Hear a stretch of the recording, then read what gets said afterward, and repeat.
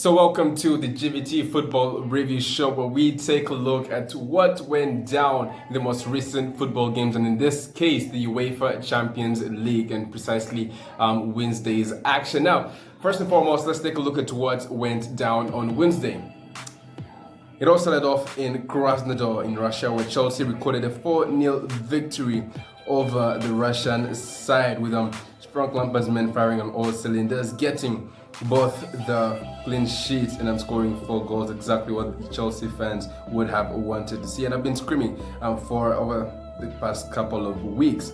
But it was a wonderful night out for the Chelsea boys, while PSG defeated the Besiktas by 2-0, with PSG coming back from that 2-1 defeat against Manchester United on opening week. However, there is some concern within the PSG camp after Neymar had to be subbed off before the first 45 minutes due to a suspected thigh injury. We are waiting to see just how long he will be out for and how PSG will cope without one of their main stars.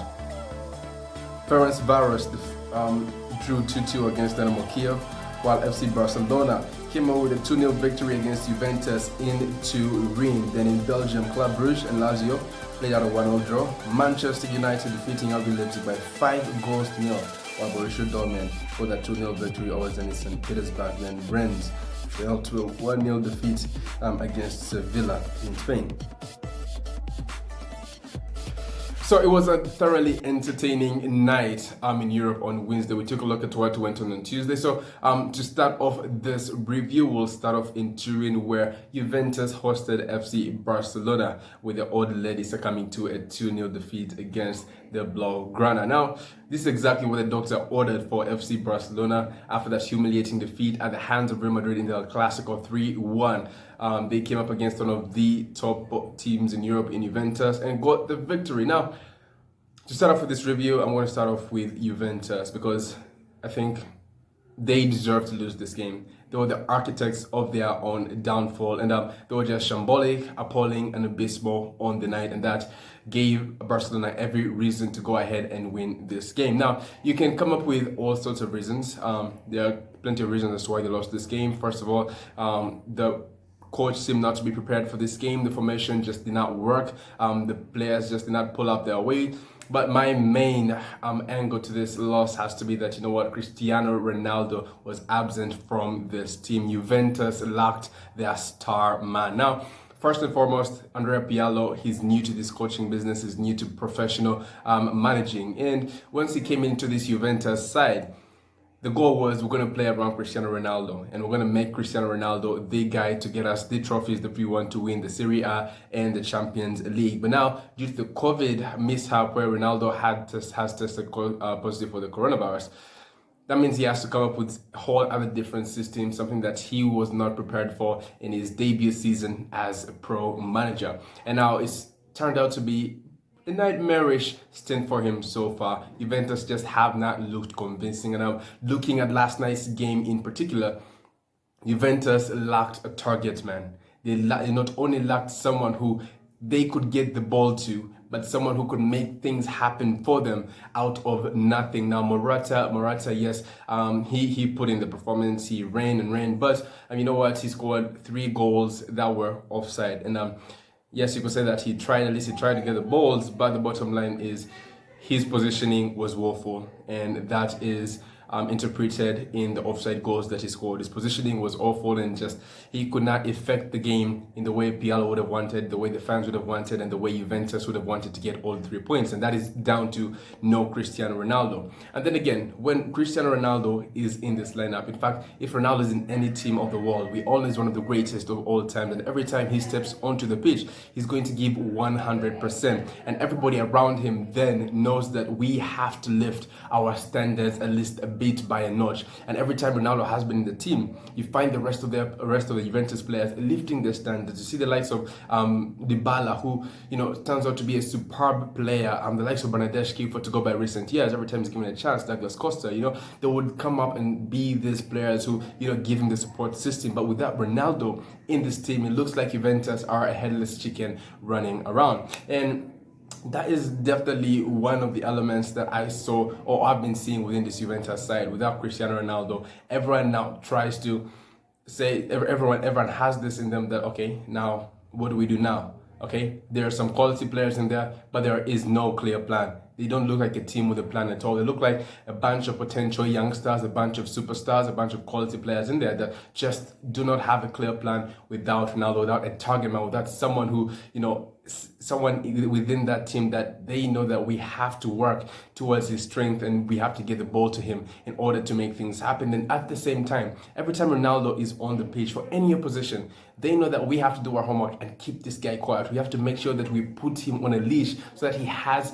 nowhere at all to hurt us, that he can't harm us in any other way. So all the attention is shifted to Cristiano Ronaldo, and that gives the rest of the other quality players, as we've seen, like the likes of Dybala, the likes of Bernardeschi, the likes of, when Miralem Pjanic was still at the club, it gives the rest of the other quality players, the space on the ball, the time on the ball to actually affect the game and go on and get a result for Juventus, even when Ronaldo, isn't getting on the score sheet, So it gives them that opportunity, and then they know that, if Ronaldo is done, then if Ronaldo is being kept on a leash, that means I have to do something. I have to improvise. If I can't get the ball to him, at least now I have the space. Let me go out there and let me get a shot on goal, and maybe we can win this game. But now without Ronaldo, there is no plan at all. There is no target man. There is no one who can, it looks like, Ronaldo has been Dybala has been so accustomed to playing to Ronaldo that, these days, and it maybe you could say at the same time that, he's been out with an injury and stuff and he's still trying to come up, but, there is no boost within this Juventus team, and those players just look flat yesterday, looked lethargic, and they will just ran around. Barcelona just ran around them. And then, of course, as I say, the formation just did not work out. 4-4-2. Barcelona loved themselves last night. They were just running through the midfield and just creating clear-cut chances, and because that they just did not take. And one thing that surprised me is, why didn't Pirlo try to change something up? That showed that, he came into this game with one game plan. If it works out, it works out. If it didn't work out, it didn't work out, and it did not work out. And if you're a manager, and I think it is unfair, to criticize him so early on, and I'm not going to criticize him. We're going to give him time, and this is just his debut season, unless you're Zinedine Zidane, then it's going to be hard for you, and I'm just finding that out. He was a wonderful player during his day, but this is managing. This is a whole different world. So it is going to be difficult for him, definitely. But he needs, in my opinion, I still think he needs more.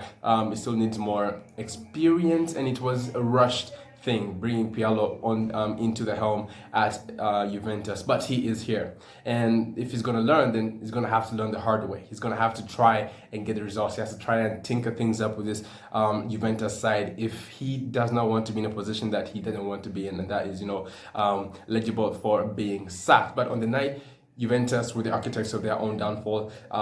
As I said, you can have those excuses. The formation was terrible. The team just did not prep up, and the players were just not at it on that night. Then, of course, no Cristiano Ronaldo. That is my major issue. There was no target man. There was no one to boost the confidence. And in a game like this, we also how Ronaldo really wanted to be back for this game. Ronaldo really wanted to. These are the sort of games that he lives for, whereby there are challenges and going up against his arch nemesis and Messi. Every time they go up against each other, he wants to show that he is the best. He wants to show that he's the greatest of all time. These are the games that he lives for. These are the games that the greatest of all time players live for. And if he was in that game, I'm pretty sure that he would have given the confidence to these players, the boost to these players, and told them, let's go. Let's get this goal. I want to score. I want to win this game. But he was not there. That was the major key issue for me. But at the same time, as I said, formation, unpreparedness, and the players were just lethargic. But for FC Barcelona, it was not convincing from them either as well. It was not convincing. But you know what? They took their chances.